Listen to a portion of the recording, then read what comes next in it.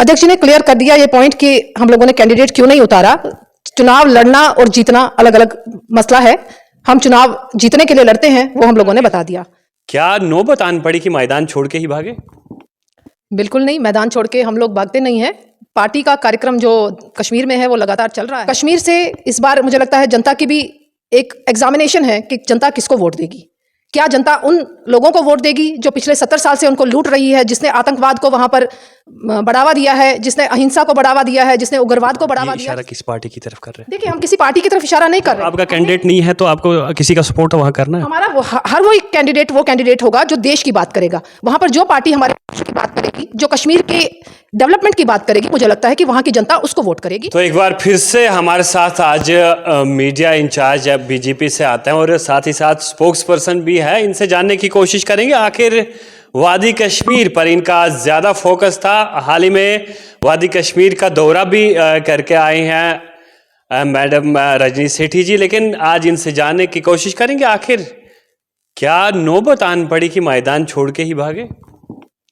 बिल्कुल नहीं, मैदान छोड़ के हम लोग भागते नहीं हैं। पार्टी का कार्यक्रम जो कश्मीर में है वो लगातार चल रहा है। हमारे आदरणीय संगठन मंत्री अशोक कौल जी भी काफ़ी अरसे से कश्मीर में काम कर रहे हैं। हमारे प्रदेश अध्यक्ष रविंदर रैना जी भी कश्मीर के विजिट पे रहते हैं और मैं खुद इस समय कुछ दिनों पहले मीडिया इंचार्ज के नाते कश्मीर के अलग अलग ज़िलों में गई भी हूँ। अध्यक्ष जी ने क्लियर कर दिया ये पॉइंट कि हम लोगों ने कैंडिडेट क्यों नहीं उतारा। चुनाव लड़ना और जीतना अलग अलग मसला है। हम चुनाव जीतने के लिए लड़ते हैं, वो हम लोगों ने बता दिया।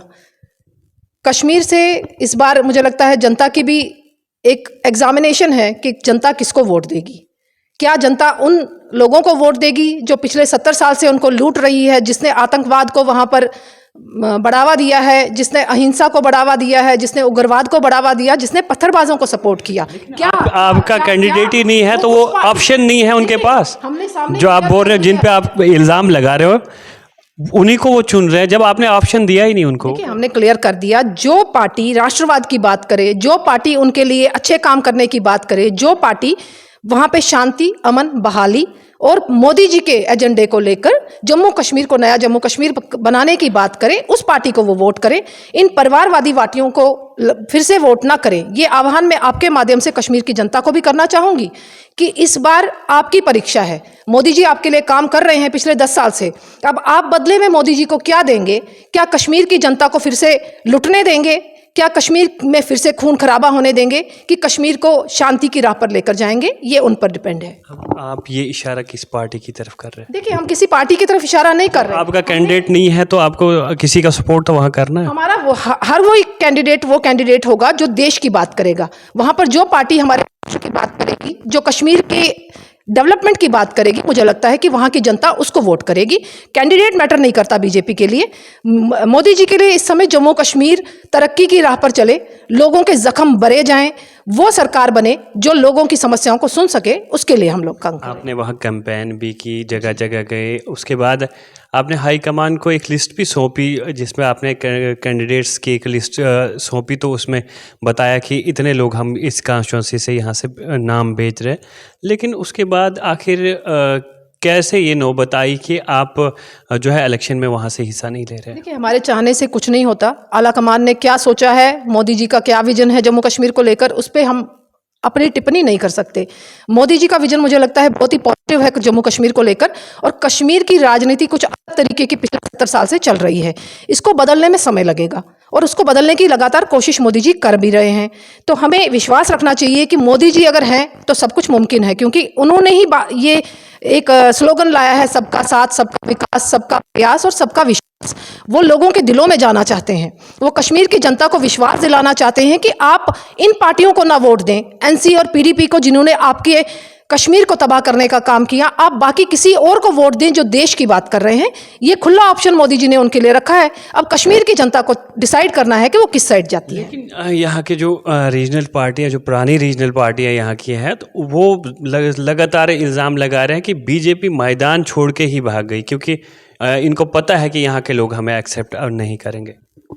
ये जो अपोजिशन वाले हैं 2019 के बाद से लगातार चीख चीख के बोल रहे थे 370 हटेगा तो झंडा उठाने वाला कोई नहीं होगा, इनके मुख्यमंत्री बोलते थे।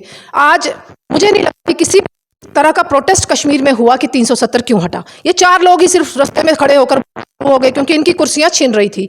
इनके कहने का कोई मैटर नहीं करता कि मैदान छोड़ के भागे या नहीं भागे। मुझे लगता है मैटर ये करता है कि कश्मीर की जनता क्या चाहती है। अगर कश्मीर की जनता फिर से इनको लाना चाहती है तो क्या वो फिर से 70 साल पीछे जाना चाहती है, जो आतंकवाद का दौर था, जो अलगाववाद का दौर था, जो खून खराबे का दौर था और जो वहाँ के युवाओं को कब्रिस्तान में पहुँचाने का दौर था। क्या कश्मीर की जनता फिर से उसी को एक्सेप्ट करेगी या कश्मीर की जनता मोदी जी के विकसित भारत, विकासशील जम्मू कश्मीर, डेवलप्ड जम्मू कश्मीर की तरफ जाना चाहेगी? अपोजिशन क्या बोलती है हमें मैटर नहीं करता। हम लोगों पर जनता जनार्दन है, जनता सरकार बनाती है और जनता ही इनको दिखाएगी। लेकिन आप किस पार्टी की वहाँ पे सपोर्ट कर रहे हैं? क्योंकि बहुत सारी दीगर पार्टियां भी वहाँ पर है और ओपोजिशन हमेशा ये कहती है कि यहाँ बीजेपी ने अपनी बी टीम, सी टीम, डी टीम रखी है। लेकिन आज यहाँ से क्या कहेंगे, कौन सी पार्टी होगी जिसको आप यहाँ से सपोर्ट देंगे? देखिए, हमारे आदरणीय गृह मंत्री अमित शाह जी भी आए हैं रैली में। उन्होंने भी ओपनली कहा कि इन पॉलिटिकल रीजनल पार्टीज को वोट ना करें, परिवारवाद खत्म करें, जम्मू कश्मीर में किसी और को वोट दें जो देश की बात कर रहा है। हमने ओपनली किसी पार्टी कौन देश की बात कर रहा है? वो मीडिया जाके सर्वे करे कौन देश की बात कर रहा है। मुझे लगता है बहुत से लोग ऐसे हैं वहाँ देश की बात कर भी रहे हैं। इन 2 पार्टियों को छोड़कर एनसी और पीडीपी सिर्फ अपने लिए सोचती हैं। कुछ पार्टीज ऐसी भी हैं जो भारत के लिए सोच रही हैं।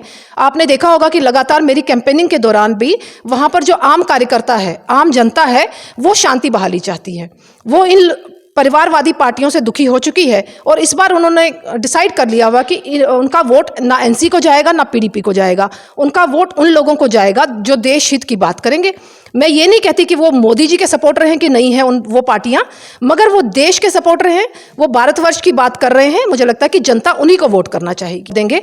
आप लोगों ने देखा कि किस तरीके से टूरिस्ट कश्मीर में इस साल बहुत टूरिस्ट आया। इवन जब मैं खुद भी वहाँ पे थी, मैं डल लेक के किनारे में, इवन गांव-गांव में जाकर जहाँ देख रही थी, टूरिस्ट वहाँ तक पहुँचा हुआ था।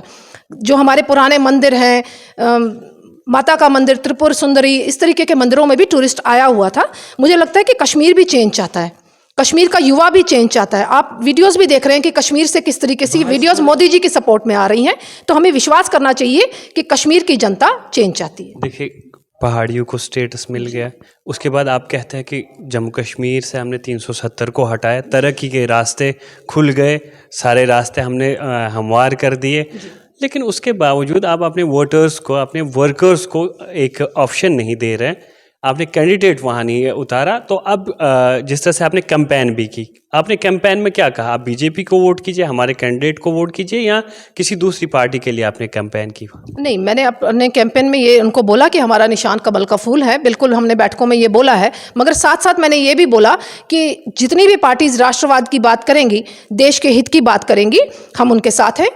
लोगों की इच्छा है, क्या वो परिवार के दोबारा उन्हीं पार्टी के लोगों को वोट देना चाहेंगे या उन लोगों को देना चाहेंगे जो देश की बात करेंगे। अब बात रही, हमने कोई कैंडिडेट नहीं उतारा, हमें इंतजार करना चाहिए मोदी जी के विजन का कि वो क्या डिसाइड करेंगे। हो सकता है आने वाले असेंबली चुनाव में कश्मीर में हमारे कैंडिडेट्स ओपनली काम कर पाएं।